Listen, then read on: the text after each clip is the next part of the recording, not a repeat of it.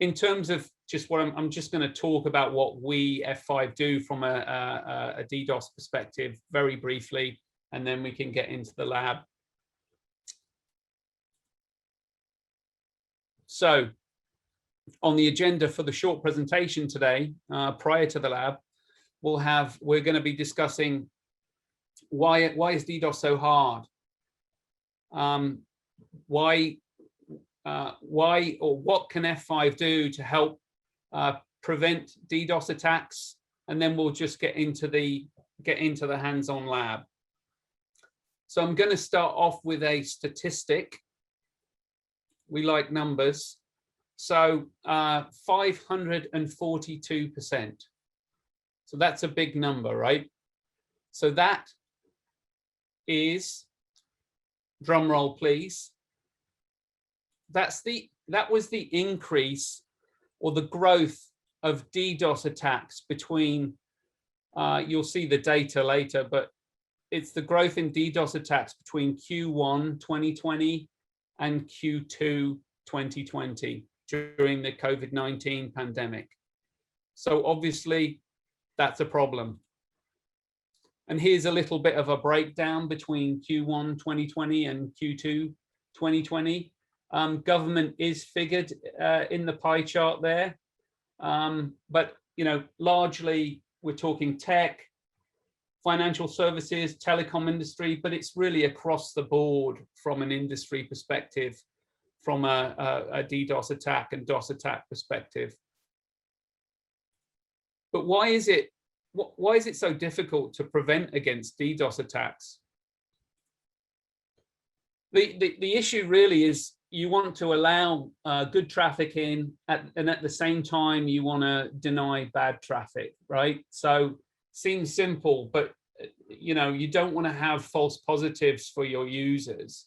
So you want to, your users want to be able to continue logging into their bank at the same time as as the fact that you're mitigating your DDoS attack, or they want to be able to log into your government systems, legitimate users, at the same time that you're blocking the bad users.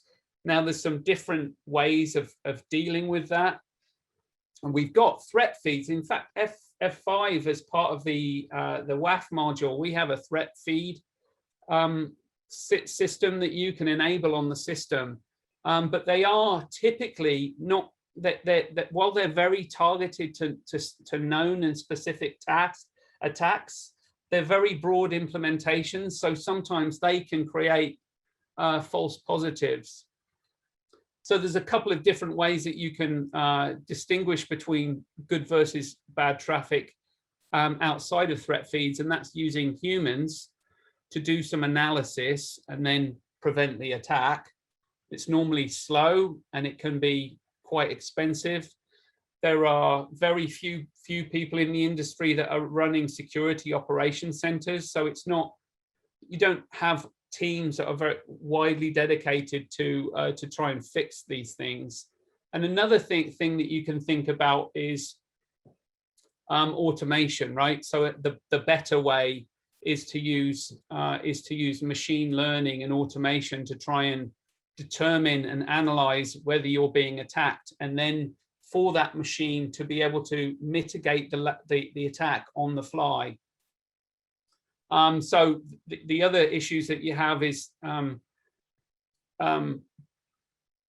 you need to have a unique understanding of the application in order to prevent the DOS attack, right? So broad implementations may help you, but if you've got a very specific understanding of the application, then it can help you prevent a specific DDoS attack against that application.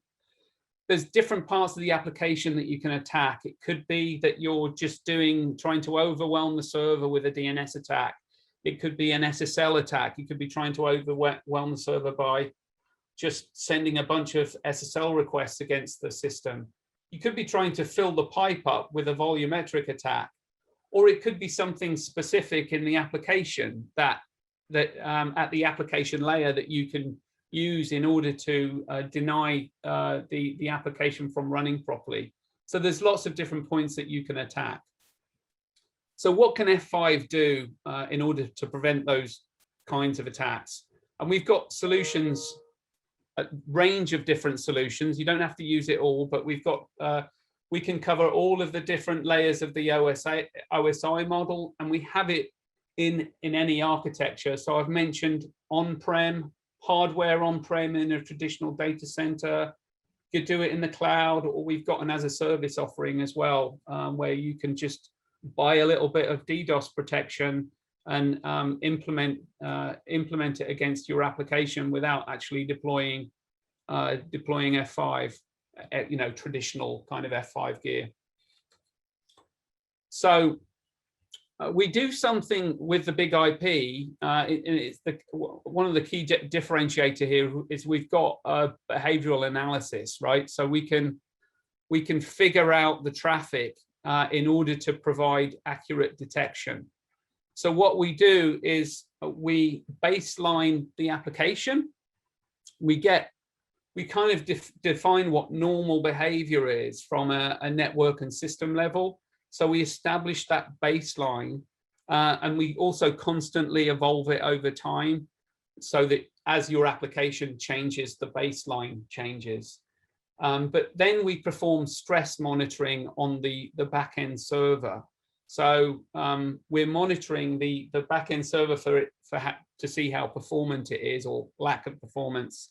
Now, if you're getting a DDoS attack and it's not affecting the backend server services, then we're not going to do anything.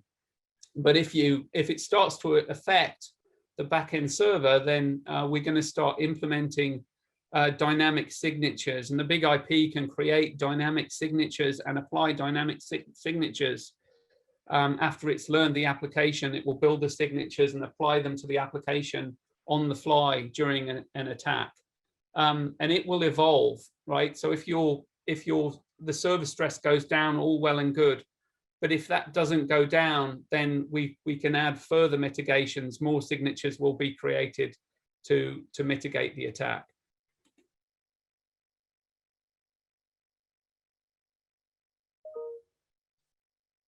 So I mentioned that attacks are sophisticated and targeted, right? So they could be attacking, they could be very specific. They could be attacking the DNS part of the application, but they could also be targeting something specific in the application. And because of SSL visibility, we can give you real-time traffic decryption to be able to understand the application at the protocol level and make decisions about how the application is performing. So we've got real-time decryption. You can have BIG-IP hardware, big iron in your data center with dedicated SSL hardware to allow you to decrypt the traffic. We've also got application inspection at layer 4 all the way through layer 7. So at layer 7, that's where you're actually looking at the application and making decisions about whether you're being attacked or not. And this is all being done via machine learning. And then we can, again, determine the good versus the bad traffic and automatically block the good traffic, automatically block the bad traffic without affecting the good traffic.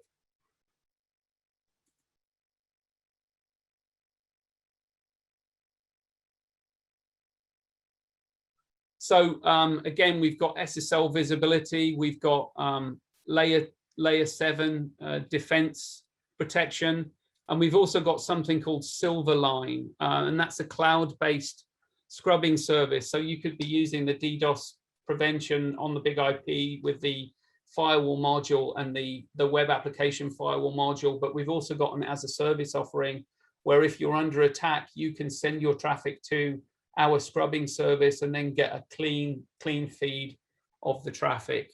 Or it could be always on. So we've got always on and always available. If it's always available, then if you're under DDoS attack, you can send the traffic out there. Or always on is, you know, we're always going to send the traffic through the DDoS scrubbing service. So again, all those different layers, right? So we've got network protection, lots of layer 3, layer 4 DDoS prevention solutions through the firewall module. that is on the box. And if you have a best bundle on your BIG-IP, you've got a firewall today. We've got application level protection as well at layer 7. Again, if you've got a best bundle on your BIG-IP, then you can implement the WAF, the advanced WAF today with the application layer protections. And then we've got the bandwidth saturation protections as well with the Silverline scrubbing solution. So we've got a range of solutions that's designed to provide you with as little human interaction as possible, no touch defenses for, you know, all the attacks that are out there, whether it's a layer 4 attack, an application layer attack, or it's a bot network that's out there trying to bring you down. And then on top of that, we've got the scrubbing service as part of the denial of service protection that we can offer you. And that's an overview of the solution. And we're going to talk about the lab today. And there's a really nice little set of labs that we have that are kind of geared towards layer 4 and DNS. So yeah, in the lab today, there's a link to the documentation, the lab guide. We also do training as well, but yeah, that's the lab guide, and we're going to put that into the chat window now, and we're going to start the lab.